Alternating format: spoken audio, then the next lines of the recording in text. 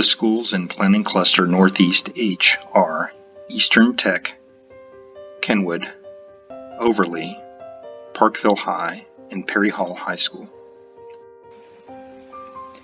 Recent facility assessments completed at these schools identified $109 million in building condition repairs, such as roofs, restrooms, and electrical fixes, and $122 million in educational adequacy and equity improvements, such as science and career tech labs, the arts, and spaces for teacher collaboration and project-based learning, physical and emotional health improvements, and supports for vulnerable student populations.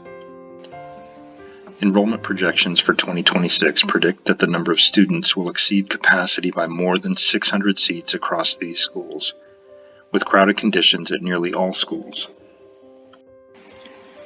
Draft options that are being considered include those listed here in no particular order. Please note that in each of these scenarios, all schools would be, at minimum, scheduled for prioritized renovations and educational and equity enhancement projects.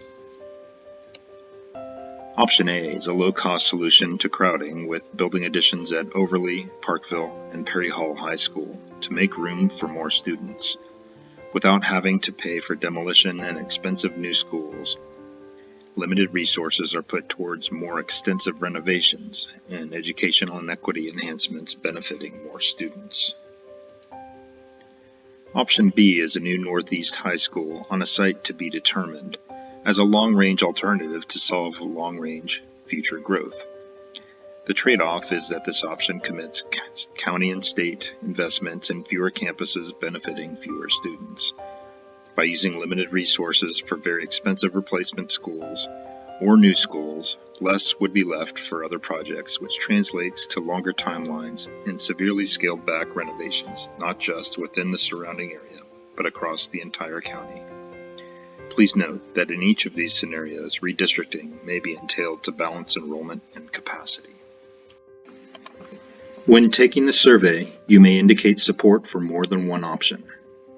In addition to community input, final recommendations will be made in consideration of many factors such as BCPS educational objectives, cost-benefit analysis, limited resource availability, and countywide equity, and may include new options not currently listed.